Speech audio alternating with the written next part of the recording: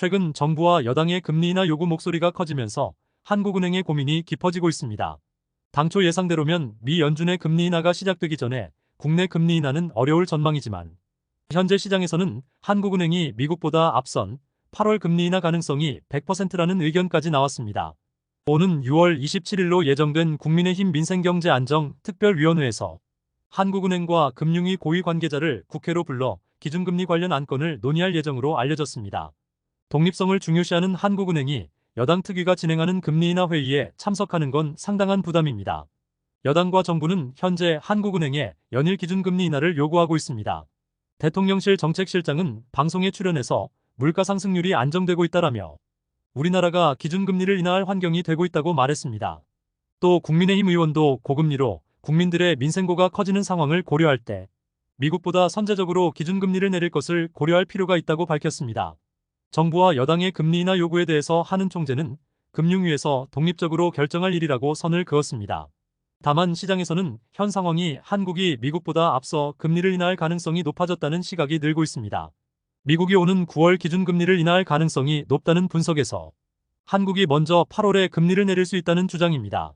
시티은행 이코노미스트는 8월 기준금리 인하 확률을 종전 60%에서 100%로 높였다고 밝혔으며 NH투자증권 연구원도 국내 근원물가 상승률이 유럽 등보다 훨씬 낮은 수준이라며 한국은행이 8월 달에 선제적으로 기준금리를 내릴 가능성이 있다고 전했습니다.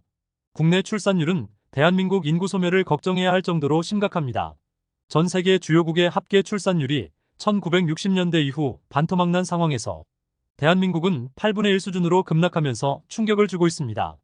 OECD 연구보고서 등에 따르면 1960년 3.34명이던 38개 회원국의 합계 출산율이 2022년에 절반 이하인 1.51명으로 역대 최저치를 기록했습니다. 더 충격적인 건 대한민국은 합계 출산율 6명에서 0.78명으로 추락했습니다. OECD 회원국 중 가장 낮은 수준이며 굉장히 심각한 수치를 기록하고 있습니다. 합계 출산율은 여성 1명이 평생 낳을 것으로 예상되는 자녀 수를 뜻하며 통상적으로 2.1명 정도가 되어야만 인구가 안정적으로 유지되는 수준으로 여기고 있습니다. 심각한 저출생의 원인은 경제적 부담 증가와 젊은 세대의 가치관 변화 등으로 분석됐습니다. 보고서는 젊은 세대가 현실적인 어려움과 인식의 변화를 겪고 있고 경제적 독립과 고용시장, 주택시장에서의 정착에 더 어려움을 체감하고 있다고 밝혔습니다. 최근 부동산 시장에서는 부동산을 매수하고 1년 이내 처분하는 단타족이 사라지고 있습니다. 부동산 시장 침체가 심화되면서 단타로 수익을 내기가 어려워졌다는 분석입니다. 법원 등기정 보광장 자료 등에서 올해 5월까지 보유기간 1년 이내로 집을 매도한 비율이 3.67%로 지난해 같은 기간 4.52% 대비 하락하고 있습니다. 통상적으로 단타족은 부동산 시장 상승기에 급증하는 편입니다. 저금리 등을 활용한 갭투자로 단기간에 집을 팔아 시세 차익을 거두는 방식이지만 현재와 같은 침체기에는 매매 거래 자체가 쉽지 않은 상황입니다.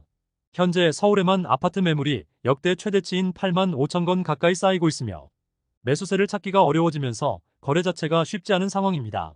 주택시장 관계자는 단타 거래가 감소하는 분위기가 당분간 지속될 것이라며 적어도 올해 연내에는 단타 수익을 기대하기 어려울 것으로 전망했습니다. 부동산 PF 자금 97%를 대출로 조달하는 나라는 전 세계에서 대한민국이 유일합니다. 선분양 후 계약금과 중도금을 공사비로 활용하는 것도 대한민국이 세계 최초입니다. 심각한 부동산 PF 상황이 한국 경제의 최대 뇌관으로 떠오르고 있습니다. 리스크에 너무나 취약한 부동산 PF에 대한 근본적인 대책이 필요하다는 지적입니다. 먼저 자기자본 비율을 주요 선진국 수준으로 상향하고 건설사 등 제3자 보증은 폐지하는 방향으로 전환이 필요하다는 의견이 나오고 있습니다.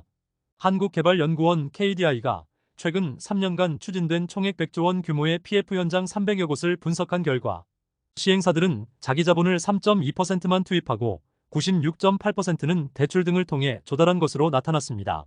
미국이나 일본, 네덜란드와 호주 등이 30에서 40% 자기자본 비율을 보이는 것과 큰 차이가 납니다. 이런 기형적인 구조에서 대출과 보증으로 구성된 PF 익스포저가 4년 만에 160조 원 수준으로 급증했고 지난 2011년 30여 개 저축은행이 뱅크런으로 무너진 사례가 재발할 수 있다는 분석입니다.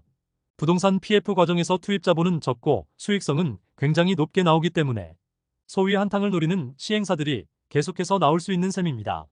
또 수많은 영세 시행사가 난립하는 것도 큰 문제입니다. 실제로 2020년 기준 등록된 부동산 시행사만 6만 개를 넘어가고 있고, 이 같은 구조는 사업성 평가 부실과 묻지마 투자 리스크 확대로 이어지고 있습니다. PF 문제 해결을 위해서는 먼저 자기 자본 비율을 높여서 자본 건전성을 개선해야 하며, 리츠의 지분 투자를 활성화하거나 직접적인 시행 주체로 육성하는 것도 대안으로 나왔습니다. 또 장기적으론 부동산 PF 종합 데이터베이스를 구축하는 것도 중요한 과제로 나왔습니다. 현재는 국토부나 금융당국, 신평사와 신탁사 등 그 누구도 체계적인 정보를 수집하지 않고 있습니다. KDI 연구원은 주요 선진국 어떤 나라에서도 국내 부동산 PF와 같은 구조는 찾아볼 수가 없다면서 자기 자본 확충과 보증 의존도를 줄이는 방향으로 구조를 개선해야 한다고 밝혔습니다. 부동산 PF 사업장에 최대 5조 원을 투입하는 은행과 보험권 공동대출이 본격 출범합니다. 조성된 자금은 경락자금 대출과 자율매각 사업장 인수자금 대출 등 PF 재구조화에 사용합니다. 금융위원회는 최근 은행보험업권 PF 신디케이트론 업무 협약을 체결했다고 밝혔습니다. 금융사들이 우선 1조 원 규모로 공동 신디케이트론을 조성해서 민간 수요를 보강하고, 향후 대출과 시장 상황에 따라 최대 5조 원까지 규모를 확대할 계획입니다. 대출 대상은 일정 수준의 사업성을 확보한 부동산 PF 사업장 중에서 법률적 리스크가 없고 대주단 분쟁이 없는 현장입니다. 대상 차주는 해당 사업을 신속하게 진행할 수 있는 역량을 확보해야 합니다. 신디케이트론은 부동산 PF 관련 다양한 자금 용도에 따라 투입합니다. 경공매로 낙찰을 받아 신규 PF 사업을 추진하는 사업자에게 제공하는 경락자금 대출과 소유권 인허가권 등을 양수받아 진행하는 자율매각 사업장 인수자금 대출, 부실채권 등 할인 매입 과정에서 필요한 자금을 대출하는 NPL 투자기관 대출, 정상적으로 진행되는 사업장에서 일시적인 유동성을 해결하는 대출 등으로 구성합니다. 관련 자금 대출을 희망하는 사업장은 국내 5대 은행에서 상담을 진행할 수 있습니다. 최근 부동산 시장은 고금리와 부동산 시장 침체가 겹치면서 상황이 심각해지고 있으며, 생활형 숙박시설과 오피스텔, 상업시설 분양 계약자들이 집단 소송으로 내몰리고 있습니다.